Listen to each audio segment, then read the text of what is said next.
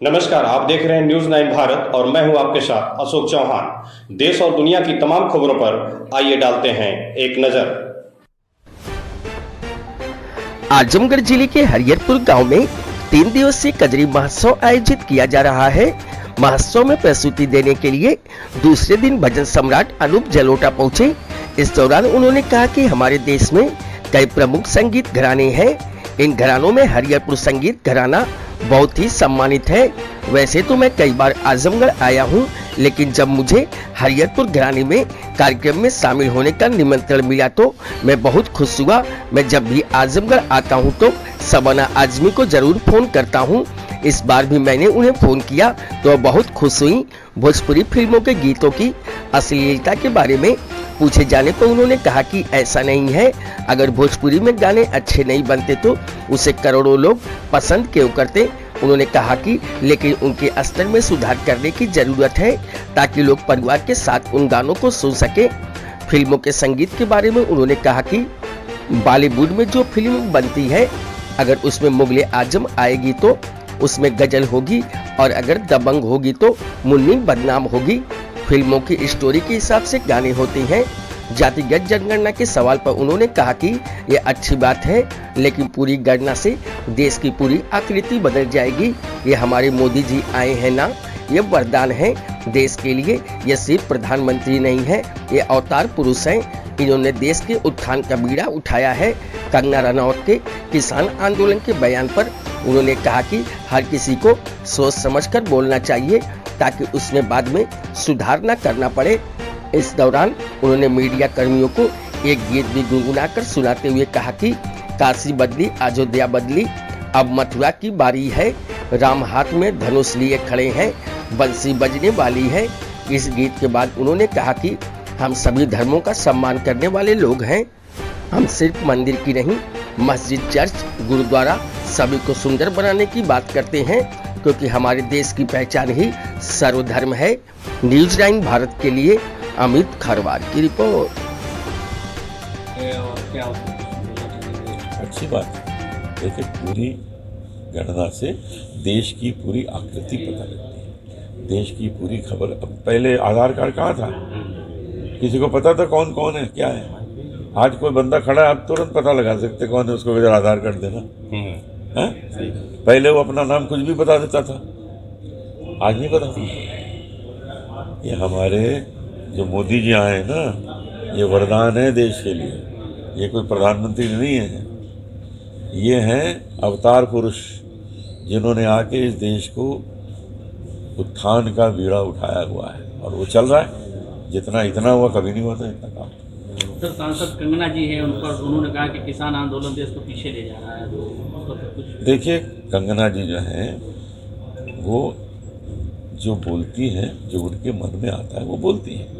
उसके बाद उनको क्लैरिफिकेशन देना पड़ता है। वो जो बोला था हम जल्दी में बोल गए हैं, तो हर व्यक्ति को बोलने से पहले थोड़ा सा सोच लेना चाहिए, क्योंकि दोबारा क्यों बोलना पड़े, एक बार ही बोलना पड़े। जैसे हम एक गाना गा रहे हैं, एक बार में ठीक गाएंगे तो है, दोबारा ठीक ठाक करके गाना पड़ेगा।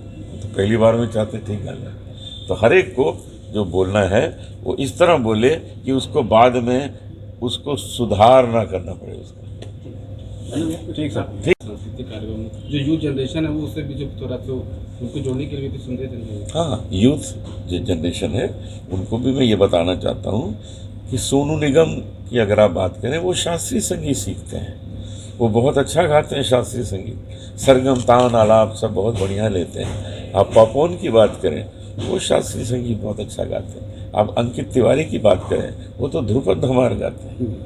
तो यदि आप शास्त्रीय संगीत सीख के आएंगे तो आप देर तक टिकेंगे। सोनू निगम से ज़्यादा कौन टिका है, क्योंकि वो शास्त्रीय संगीत का बैकग्राउंड को लेकर सरकार बढ़ावा दे रही, लोक संस्कृत, लोक गायन। हाँ, नहीं, लेकिन दोनों को सरकार तो बढ़ावा सबको ही दे रही है। सरकार की ओर से शास्त्रीय संगीत को भी बढ़ावा है, लोक संगीत को भी बढ़ावा है। लोक संगीत को इसलिए ज़्यादा बढ़ावा है कि हमारा देश 75% हमारे यहाँ की जो पॉपुलेशन है वो गांव में रहती है, और गांव में लोक संगीत ही होता है। इसलिए हमारी जो सरकार है वो लोक संगीत को बहुत बढ़ावा देना चाहती है। लोक संगीत में हमारे इसी उत्तर प्रदेश की मालिनी अवस्थी ने कितना सुंदर वातावरण बना के रखा है कि हर जगह उनके जो गाए हुए गाने हैं लोक संगीत, मैं तो उन्हें लोक संगीत की क्वीन कहूँगा आजकल जो वो गाती हैं। भगवान उनको ऐसी बना रखे तो हमारे देश का जो लोक संगीत है,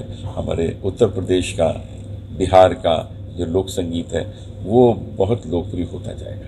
सर, जो विभिन्न चैनलों पे आते हैं टैलेंट शो प्रोग्राम होते हैं, ये कितने कारगर होते हैं युवा पीढ़ी के लिए? बहुत उससे फ़ायदा होता है। न जाने कितने सिंगर से वहाँ से आए हैं। आज अगर आप श्रेया घोषाल को देखें, वो भी तो वहीं से आई हैं। तो बहुत से सिंगर वहाँ से आए हैं, लेकिन वो फिर स्थापित तभी हो पाते हैं जब वो उसके बाद शास्त्रीय संगीत सीखते रहें, अभ्यास करते रहें। अगर अभ्यास नहीं करेंगे तो बस वो ख़त्म हो जाएंगे। जैसे आपको अगर हम पूछें कि पिछले साल इंडियन आइडल कौन था तो आपको नहीं मालूम, क्योंकि उसने उसके बाद काम किया नहीं, अभ्यास नहीं किया। लेकिन अगर हम पूछें श्रेया घोषाल कौन है तो आपको पता है, क्योंकि उसने मेहनत की, उसने अपना स्थान आज बना लिया बहुत अच्छा।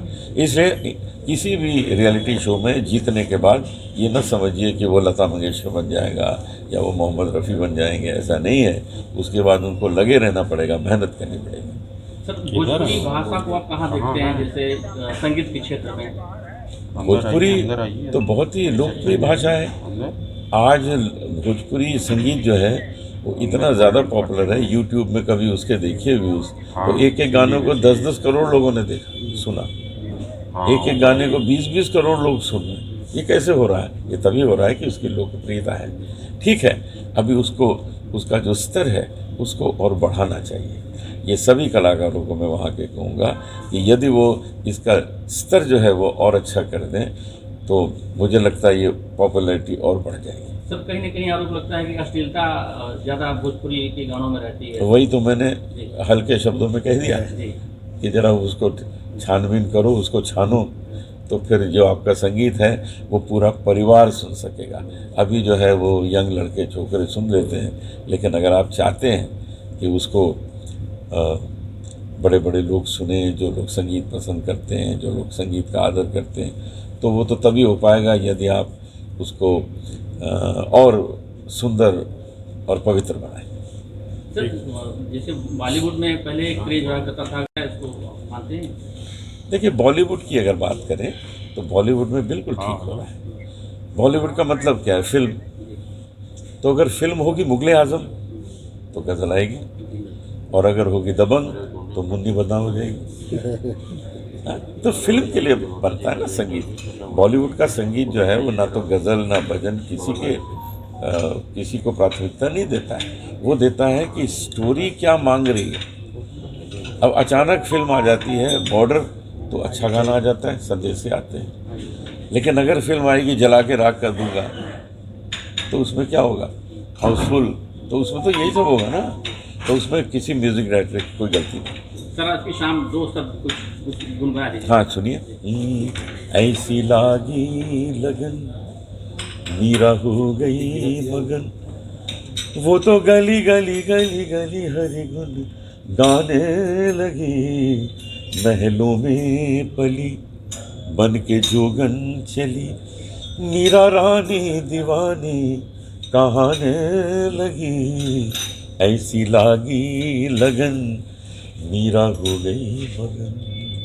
सर, अयोध्या में प्रभु राम जी का मंदिर स्थापित हुआ, उस पर कुछ अगर आपने? मैं सुनाता हूँ। काशी बदली अयोध्या बदली, सब जानते हैं काशी कितनी भव्य हो गई, अयोध्या तो स्वर्ग जैसी हो गई। लेकिन आगे क्या होने वाला है?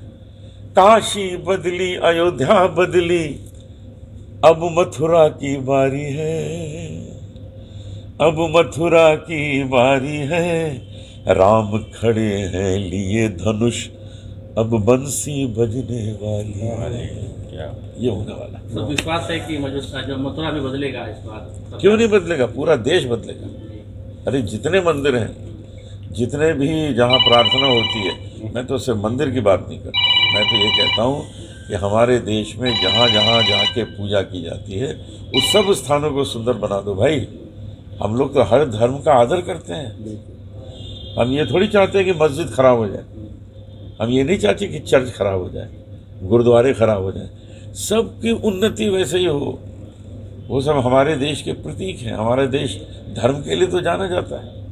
अरे अमृतसर जाओ, गोल्डन टेम्पल देखो तो तबीयत खुश हो जाती है। तो हम चाहते हैं हर मंदिर जो है वो वैसा बने कि इंसान जाए, पूजा करे और उसका कल्याण हो। सर एक हुआ था, क्या कहेंगे?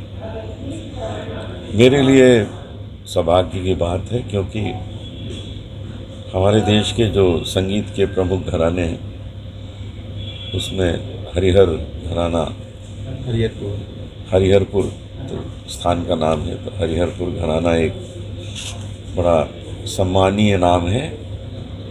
तो जब मुझे आमंत्रण मिला तो मुझे बहुत खुशी हुई इस बात की कि मैं यहाँ आ रहा हूँ। आजमगढ़ तो मैं कई बार आया हूँ पहले, और जब मैं आजमगढ़ आता हूँ तो शबाना आज़मी जी को फ़ोन कर देता हूँ कि मैं जा रहा हूँ आजमगढ़। वो बड़ी प्रसन्न हो जाती है।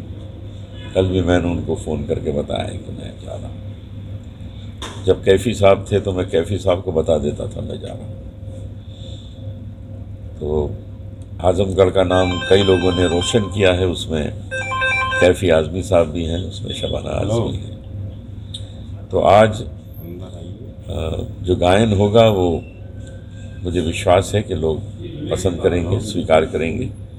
मैं कुछ अपने जो पसंद के भजन हैं शास्त्रीय संगीत से रागों में, वो आपको सुनाऊंगा और सबका मनोरंजन करूंगा। तो हरिहरपुर में संगीत महाविद्यालय बन रहा है, तो नई जनरेशन के लिए, जो यंग जनरेशन निकलेगी, उसके लिए कितना लाभप्रद होगा ये? देखिए, हमारे उत्तर प्रदेश में शास्त्रीय संगीत को बहुत महत्व दिया जाता है। आप तो जानते हैं बनारस में लोग कितना सीखते हैं, लखनऊ में कितना सीखते हैं। लखनऊ में भातखंडे संगीत महाविद्यालय है जो इस बार इस कार्यक्रम से जुड़े भी हुए हैं। वहाँ की वाइस चांसलर सीमा जी हमसे बहुत बात करती रहती हैं। तो मैं ये बताना चाहता हूँ कि शास्त्रीय संगीत का उत्तर प्रदेश में एक विशेष स्थान है, और हरिहरपुर में जो संगीत विद्यालय बन रहा है वो अवश्य सारे देश में लोकप्रिय होगा और दूर दूर से लोग वहाँ पर शास्त्रीय संगीत सीखने आएंगे। युवा सिंगरों के लिए सर क्या रहेगा? जो नए गायक हैं उनसे क्या प्रेरणा देना चाहेंगे, क्या कहना चाहेंगे? जो नए गायक हैं, ईश्वर ने सबको प्रतिभा दी है, सब बहुत अच्छा गा रहे हैं, लेकिन अपने गायन का अगर वो और आनंद लेना चाहते हैं तो वो शास्त्रीय संगीत सीखें। शास्त्रीय संगीत सीखने का ये अर्थ बिल्कुल नहीं है कि आपको शास्त्रीय संगीत ही गाना है। शास्त्रीय संगीत सीखने का अर्थ ये है कि आप जो कुछ भी गाएंगे आपको उसका आनंद आएगा, आप उसको समझ सकेंगे आप क्या कर रहे हैं। इसलिए प्रत्येक को जो भी संगीत क्षेत्र में है, चाहे वो वादन में है चाहे गायन में है, उसको शास्त्रीय संगीत सीखना ही चाहिए। उसका एक आनंद, एंजॉयमेंट वो स्वयं लेने लगेगा पहले से ज़्यादा। जिस प्रकार आज यहाँ खबरों का सिलसिला कभी नहीं थमता। सिर्फ और सिर्फ बने रहिए न्यूज़ 9 भारत पर। अब चाहूंगा इजाजत। नमस्कार।